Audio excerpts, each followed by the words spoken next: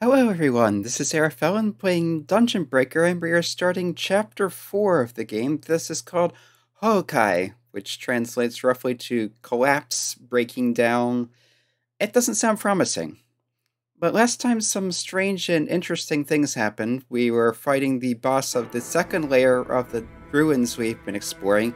The floor gave way, Alec and Tina fell through into the third layer, and as they were trying to escape, first, there was some kind of tablet in a dead end. Tina went to touch it.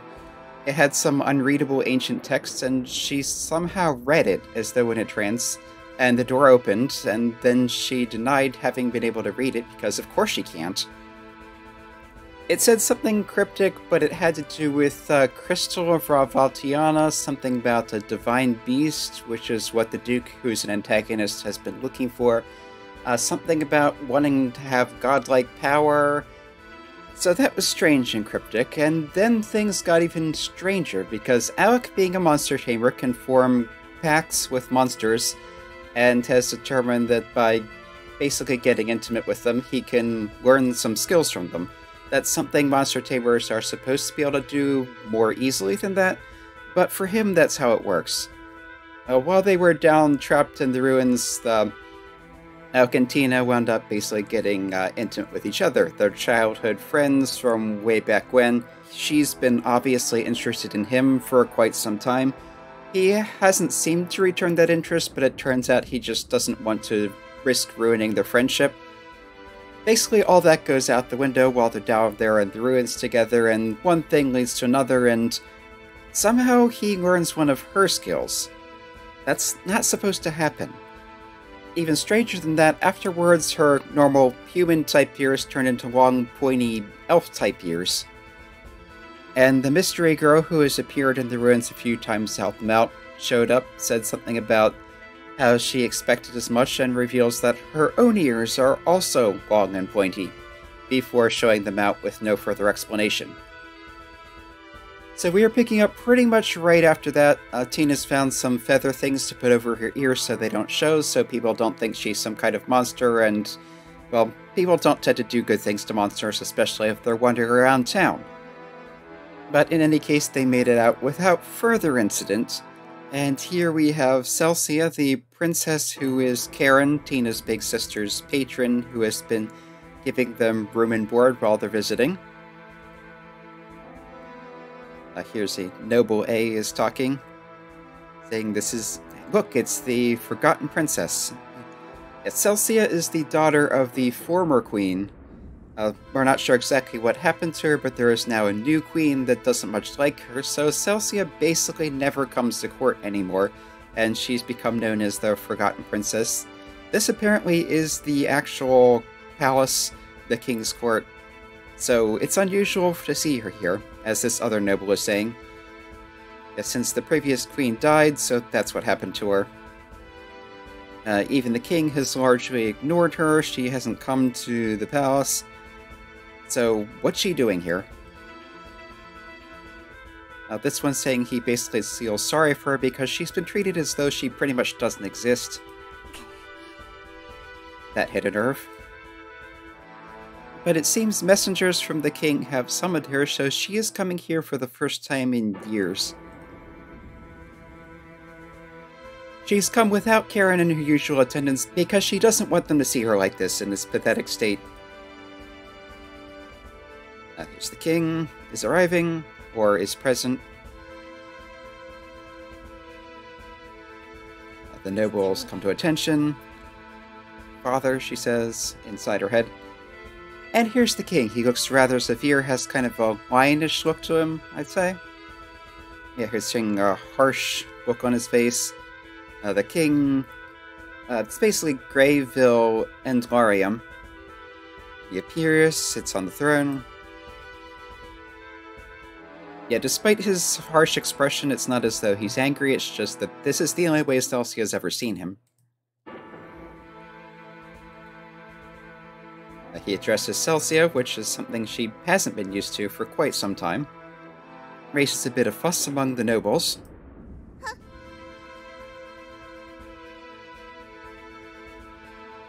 He mentions that she's found some interesting things investigating the ruins. She's giving credit to her subordinates and good fortune. And he says she's done well. Which is definitely something she wasn't expecting to hear. Meanwhile, here's the Duke, Bastarche, who's been making an antagonist of himself. He is yelling at Jade, who is his advisor, who we know basically nothing about. He's complaining that he hadn't heard anything about these being the ruins of Ra Valtiana. He had to find out about it from a paladin that he bribed. Yes, the Divine Beast wasn't in the Ruins of Kana, so if you didn't even know these ruins were of Ra Valtiana's, how am I supposed to trust what you tell me? Jade very humbly apologizes. And the Duke is now complaining that on top of that, these nobodies have gotten 2 of these stealing stones already. How are we supposed to deal with this? Here's Gail, a more minor antagonist who has been a thorn in her side on and off, and he's working for the Duke. And he's making excuses, basically saying, well, they jumped the gun on us. Well, that's your fault for fouling up, basically. Jade asks him to calm down, saying we just need to steal the stones back. What we really need is the crystal of Ra Valtiana and the Divine Beast, which were mentioned on that tablet that Tina can't remember having read. And the Duke evidently has the crystal already, and Jade has a good idea of where to find a Divine Beast. Or so he says.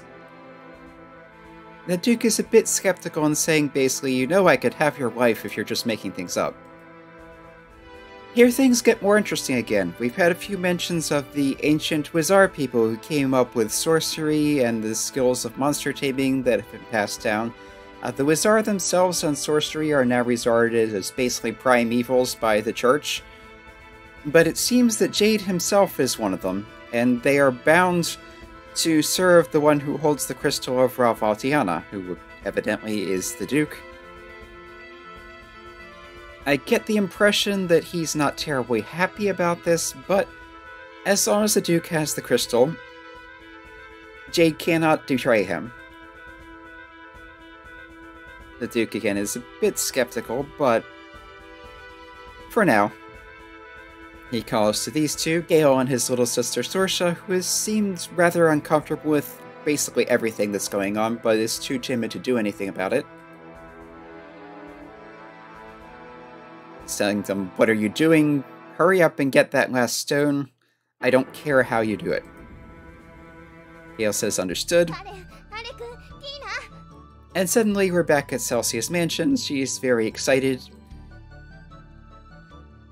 Calls the 3 of them. So here's Karen, here's Tina. You'll notice Tina has these feathery things on the sides of her head now, hiding her pointy ears.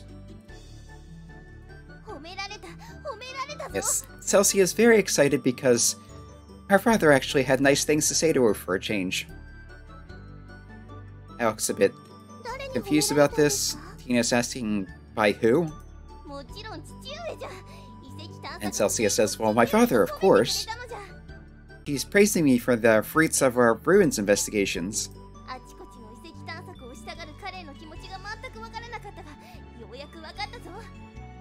And Celsia adds that, well, she really didn't understand why Karen was so interested in exploring all these ruins, but now she feels like she gets it.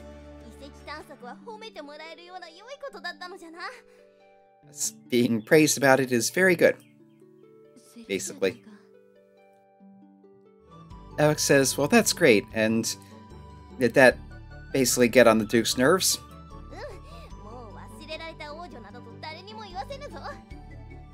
And she basically agrees, and now nobody gets to call her the Forgotten Princess. Tina observes she looks really happy.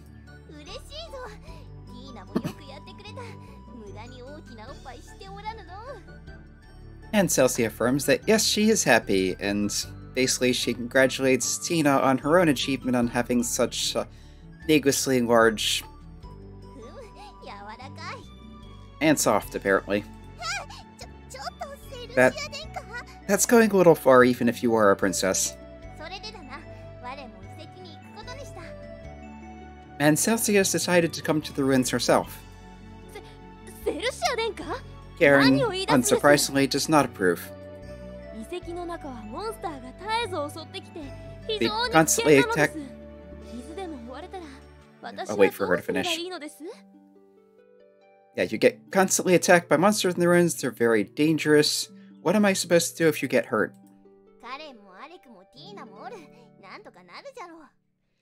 I'll have you and Alec and Tina with me. It'll work out.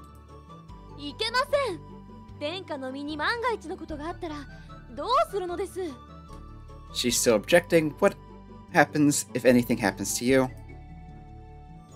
Alec says basically, it'll be fine. You can handle any monsters, no problem. And Tina agrees, calling her sister amazing.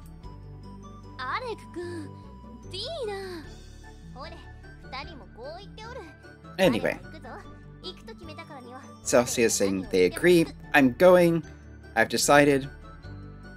No matter what you're saying, I'm going.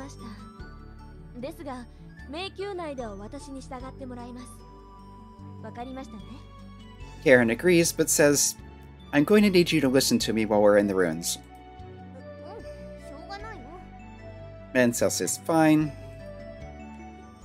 So anyway, that last boss gave us another one of those Jewels of Ra Valtiana, so the parting image is now up to 7.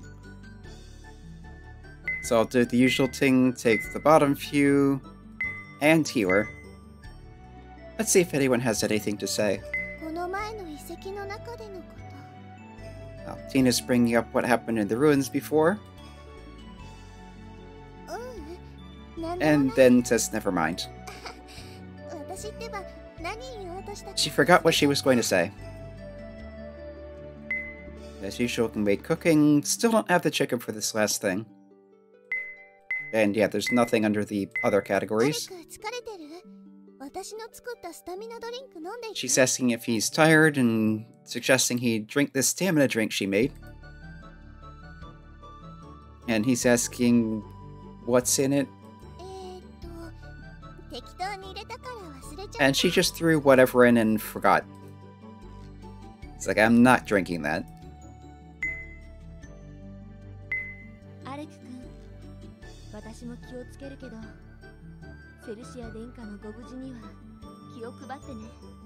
Yeah, Karen says she's going to be careful too, but make sure the princess stays safe.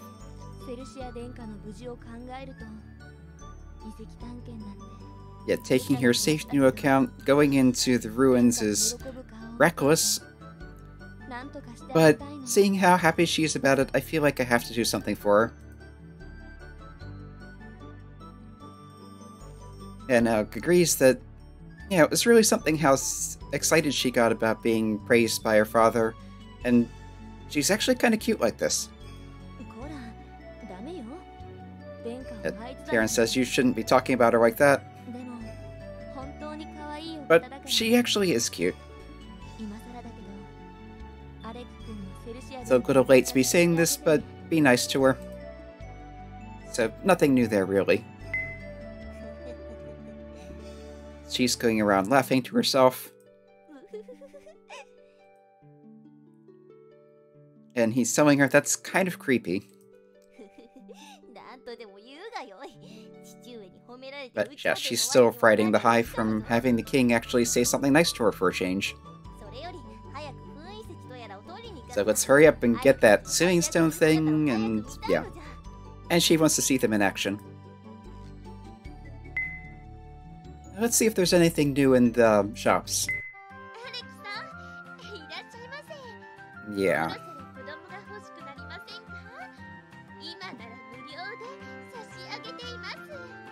So, in addition to welcoming him, she's asking him if he's interested in having any children, and if you do it now, I won't even charge you. Yeah, he's not too keen on that. Nothing new in there. Here's a night spear, that's new. Or maybe I just have one equipped and none in the inventory. Yeah, it's not looking like she has any new items at this point. So how about the item shop? She's welcoming him and saying she has new things to take a look. Let's check synthesis first. I have made some of these bracelets, I think. I need more fire crystals to make one of those.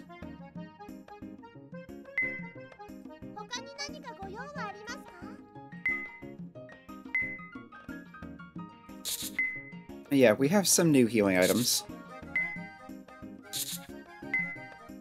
And some new accessories, it looks like. So I'll check these out in more detail later. Yeah, nothing new here either. Although I do have a decent amount of these, so it couldn't hurt to sell a few.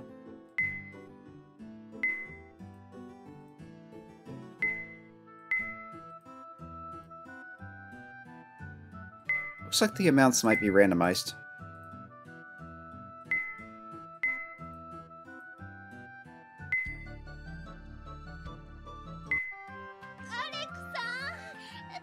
Oh, we do have something new here, it seems.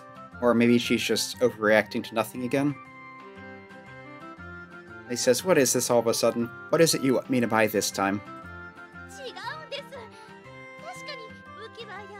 But apparently that's not it. She does want him to buy a mountain of weapons, but it's something else this time.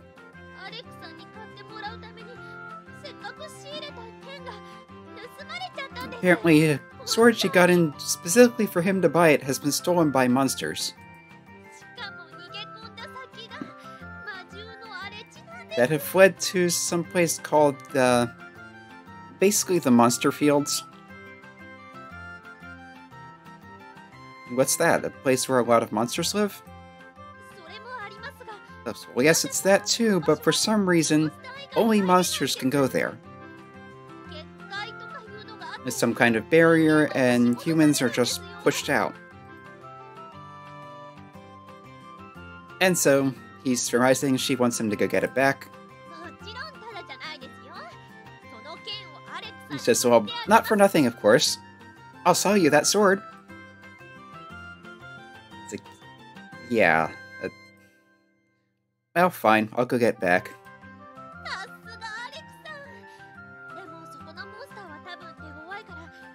But yeah, she's warning the monsters there are pretty strong, so make sure you're well equipped. And again, she's using this as an opportunity to hawk her wares.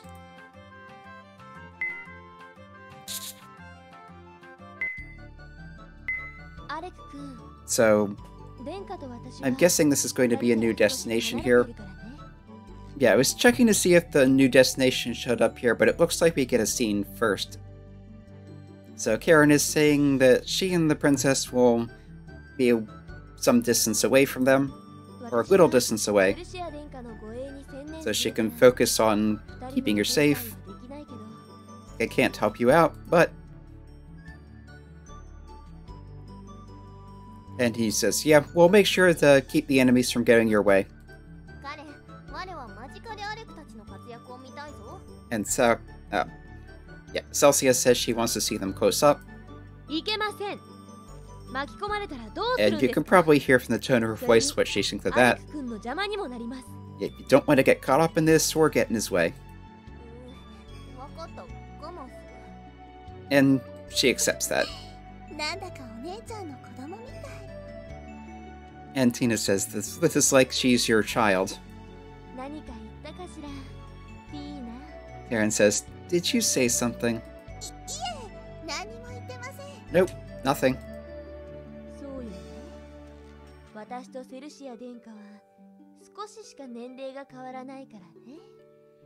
That's right, we aren't that far apart in age.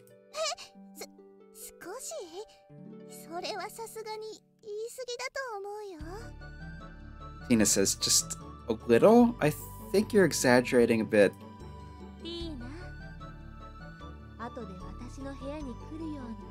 And all smile, she's saying, "Come to my room later."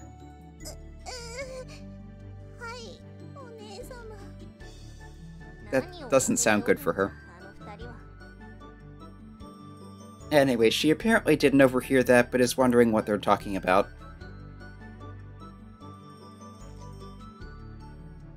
Yeah, Alec is telling her, don't look at this. It's best if you don't learn how to be such a terrifying woman. Okay, so we are getting the prompt here. We still have the first 2 layers of the ruins. We now have the 3rd layer accessible. We have the Thieves' Fortress still, and we have this new place, which is the Monster Fields.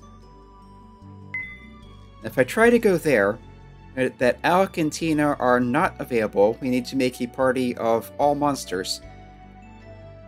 Interestingly, we still do go up to 7, that's interesting because, as it's been explained previously, the party limit is due to these Jewels of Ra Valtiana that he has on his bracelet. He started the adventure with 2 of them, but could only summon 1 monster. Since then, we've gotten 4 more jewels, so we can summon up to 5 monsters at once, but even though we're making a party here of all monsters, the limit is still 7, not 5 monsters.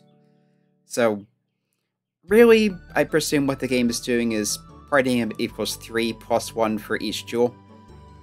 But the whole in-universe justification for that kind of goes a bit out the window here. But in any case, looks like I can't just cancel out of this. I need to actually put a party together.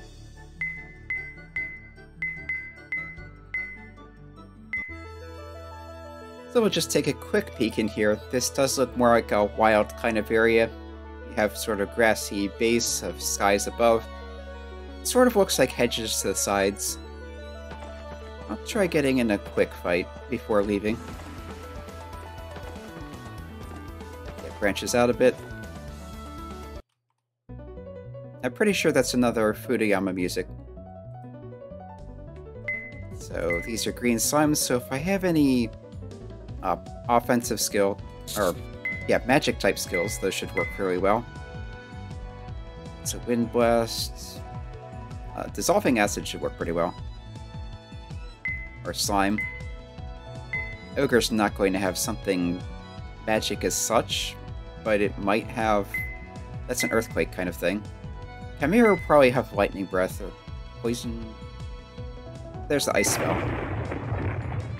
Green Slime uses a Lightning attack. Green Slime uses that Winds thing. Yeah, not much damage from physical. Ogre's paralyzed. No, that's just the speed down.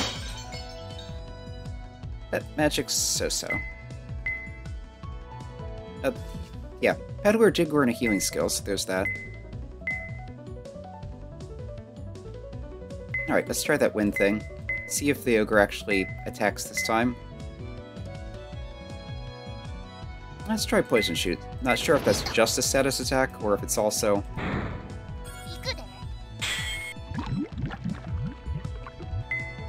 Okay, well she can at least heal. Actually, you can switch in party members anytime, and I just happen to have the Antenna Mage here. So, magic good.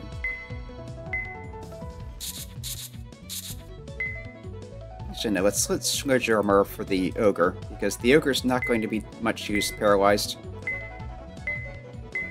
Skill. Let's have her do the Ice Blasts. She has a Sleep Breath, which might work. Yeah, it's something. I thought it might do damage, doesn't seem to.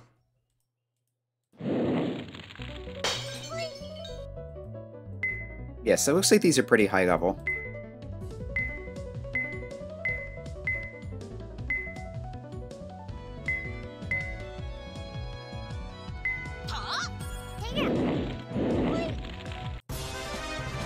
But that's that dealt with.